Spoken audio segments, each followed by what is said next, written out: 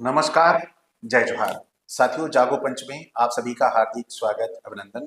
साथियों, आज मैं बड़ी ही रोचक कहानी आपको बताने जा रहा हूं।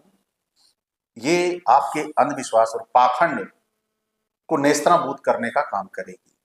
साथियों, ये कहानी है, एक पुस्तक है, असुर लोकनायक कृष्ण, जिसमें ये लेख जो लिखा गया है, यह लेख बड़ा ही महत्वपूर्ण है आपको जानने के लिए, क्योंकि इसमें दिया गया है कि कृष्ण का इतिहास लंका के में भी, यानी कृष्ण का जो इतिहास है वह लंका में पाया जाता है। लेकिन ये इस पुस्तक में इस लेख से ये भी सिद्ध हो जाएगा कि राम का इतिहास लंका में नहीं पाया जाता और रावण युद्ध का तो कतई कहीं जिक्र नहीं है। तो आइए चलते हैं समय न गंवाते हुए पुस्तक की ओर, जिससे वीडियो ज्यादा लंबा ना हो और आपको सटीक जानकारी मिल जाए।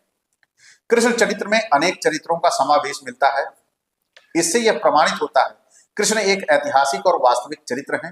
कृष्ण चरित्र भारत के इतिहास में ही नहीं, श्रीलंका के इतिहास में भी पाया जाता है। यह साथियों नया रोचक कहानी आपको जानने को मिल रही होगी। लेकिन दीपवंश और महावंश नामक ग्रंथ श्रीलंका के इतिहास ग्रंथ हैं। इसमें भारत का प्रमाणिक इतिहास भी मिलता है।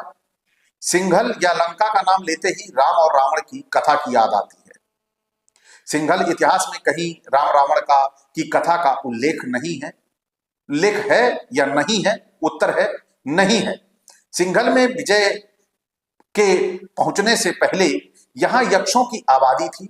लंका के इतिहास में रावण की लंका और उसे जीतने वाले राम का कोई समर्थन नहीं होता। राम रावण की कथा का शुद्ध ऐतिहासिक समर्थन करने वाली कोई भी सामग्री अभी भारतीय इतिहास की उपादान सामग्री में भी नहीं मिली है। भारत के इतिहास स्रोतों में राम के होने का कोई प्रमाण नहीं मिलता और ना लंका के इतिहास में मिलता है। ये दोनों चीजें आप गौर करिएगा। इस कारण राम रावण युद्ध का प्रमाण मिलने का प्रश्न ही नहीं है। जो रामायण को इतिहास का स्रोत मानते हैं उनके लिए यह दुविधा और आश्चर्य का विषय है। उससे भी आश्चर्य का विषय यह है कि कृष्ण के समय अपने मामा का वध करने के प्रमाण लंका के इतिहास के लिए प्रमाण जाने वाले ग्रंथ महावंश में यथावत मिलते हैं। ऐसा लगता है कि कृष्ण के बाल्यकाल की कथा को महावंश से लिया गया है। कथा इस प्रकार है, जो कहानी है, जो कृष्ण की कथा है, वह लंका के महावंश जो ग्रंथ है हूबहू उसी से मिलता जुलता है। और इसमें आप देखिए कहानी जो दी हुई है, लंका में प्रथम भारतीय राजा विजय ने यक्षों को पराजित करके अपना राज्य स्थापित किया। विजय के कोई संतान नहीं थी, इसलिए उसने अपने भाई सुमित्र के पास उत्तराधिकारी भेजने के लिए संदेश भेजा। सुमित्र का सबसे छोटा पुत्र पांडु वासुदेव 30 सहयोगियों के साथ लंका गया। उसके पहुंचने से पूर्व राजा विजय का देहावसान हो चुका था, यानी उनकी मृत्यु हो चुकी थी। अमात्यों ने पांडु वासुदेव को लंका का राज्य सौंप दिया। भारतवासी पांडु शाक्य की पुत्री भद्रकात्यानी से विवाह के उपरांत पांडु वासुदेव का राज्याभिषेक हुआ। इस रानी के 10 पुत्र और सबसे छोटी एक कन्या चित्ता हुई। उस कन्या को देखकर ज्योतिषों ने भविष्यवाणी की कि इसका लड़का राज्य के लिए अपने मामों की हत्या करेगा। देखिए, बिल्कुल कहानी मिलती जुलती है जो यहाँ की कहानी कृष्ण की है। यही भविष्यवाणी सुनकर भाइयों ने बहन को मार डालने का निश्चय किया, किंतु ज्येष्ठ भाई अभय ने उन्हें रोका। चित्ता के लिए एक खंभे पर एक कक्ष बनवाया और उसमें उसे रख दिया। उस कक्ष का प्रवेश द्वार राजा के शयनागार में रखा गया। रक्षा के लिए कक्ष में एक दासी और 2 पहरेदार रखे। रानी भद्रकात्यानी के 6 भाई भी भारत से लंका आए और राजा की आज्ञा से लंका में बस गए। उनमें से एक का नाम दीर्घायु था। उसका पुत्र दीर्घगामणी राजा पांडु वासुदेव से उनकी राजधानी उपतिष्य ग्राम जाकर मिला। राजा ने उसे राजकार्य में युवराज अभय के साथ नियुक्त कर दिया। एक बार चित्ता ने अपने कक्ष की खिड़की से ग्रामणी को देखा। ग्रामणी ने चित्ता को देखा। चित्ता ने दासी से पूछा तो पता चला ग्रामणी उसके मामा का पुत्र है। दोनों एक दूसरे के प्रति अनुरक्त हो गए। ग्रामणी दासी से मिलकर खिड़की से करकट यंत्र फंसा रात में ऊपर चढ़ा और चित्ता के साथ रात बिताकर सवेरे नीचे उतर आया। इस प्रकार वे कई रात मिले। चित्ता गर्भवती हुई। चित्ता के यथा समय पुत्र उत्पन्न हुआ। जिसको दासी से मिलकर चित्ता ने एक अन्य स्त्री से उत्पन्न लड़की से बदल दिया। दासी बच्चे को लेकर मंडलक गांव पहुंची। युक्ति से वह रास्ते में मिले लोगों को भरमाकर चित्ता के पुत्र को एक अन्य प्रसूता स्त्री तक पहुंचाने में सफल हुई। उस स्त्री ने उसके जुड़वा पुत्र हुए हैं ऐसा प्रचारित करके चित्ता पुत्र का पालन पोषण किया। यह स्त्री ग्वालिन थी। जब वह 7 वर्ष का हुआ तो उसके मामों को पता चल गया। उन्होंने उसे मारने का प्रयास किया पर वह बच गया। शिक्षक ने दूसरे ग्वाल पुत्र मारे गए जो वहां पर मारने के लिए भेजा गया था। शिक्षक ने उस कुमार का नाम पांडुका भय रखा। उसने सेना इकट्ठी की। उसने स्वर्णमाला नामक कन्या से विवाह किया। यह कथा काफी लंबी है और अति रंजनाओं से भरी है।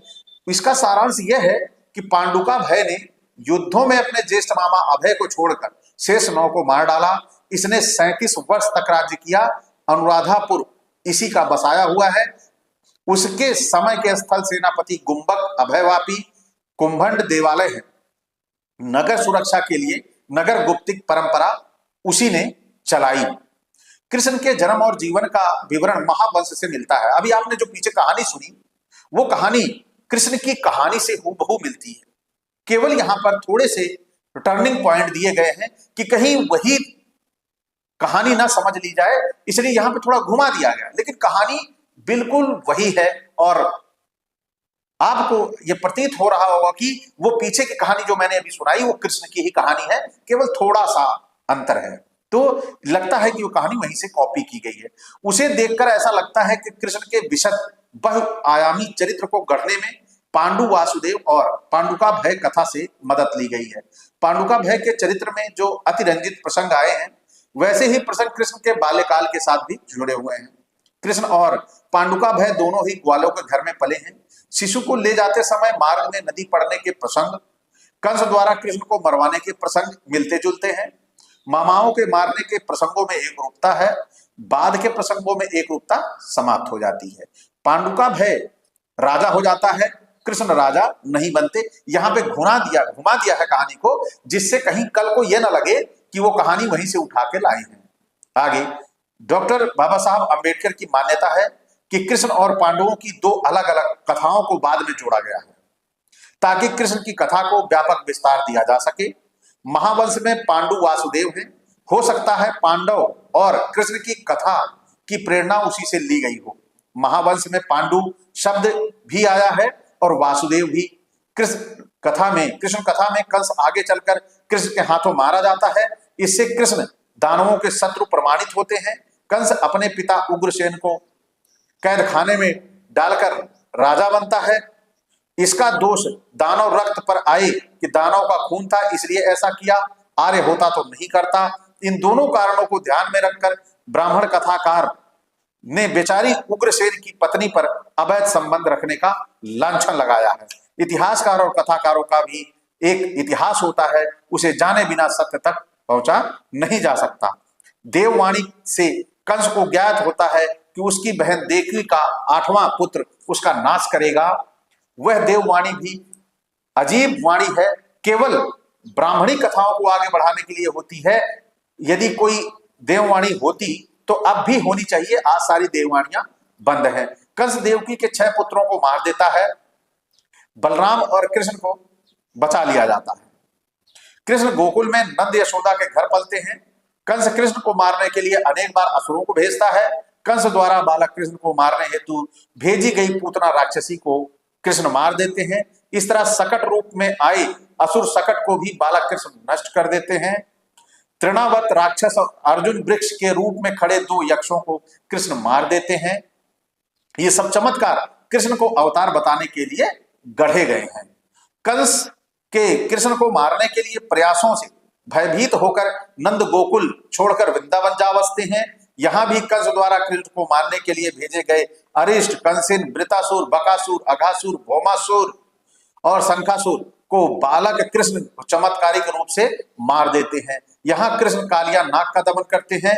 यही गोपियों के वस्त्र का भी हरण करते हैं। ये सब वर्णन श्रीमद् भागवत में उल्लिखित है और यह सारे के सारे क्या बताना चाहते हैं, कहना क्या चाहते हैं? क्या असुरों असुरों में इतनी बड़ी दुश्मनी थी, जबकि कृष्ण भी उन्हीं की बिरादरी के थे?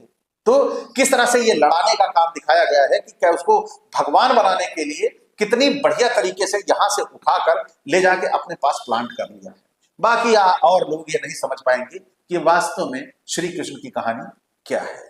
तो साथियों, आज आपने सुना कि जो कृष्ण का इतिहास है वो लंका से लिया गया है। लंका का जो महावंश है वहां से चोरी किया गया है। उनकी कहानी जो चोरी की गई है यह वास्तव में श्री कृष्ण लंका के थी, यह जान पाना बड़ा ही मुश्किल है, लेकिन कहानी आयातित लगती है, यह आप सभी को स्पष्ट हो गया होगा। तो साथियों, आज की ये कृष्ण का इतिहास लंका में भी, यानी लंका का इतिहास कृष्ण का भारत में भी यूं कहा जा सकता है। तो साथियों, आज का ये वीडियो आपको कैसा लगा? यदि अच्छा लगा हो तो लाइक करें। साथ ही जिनको ये लगता है कि हाँ वीडियो बड़े जानकारी या अच्छे मिलते हैं तो चैनल को सब्सक्राइब करना ना भूलें।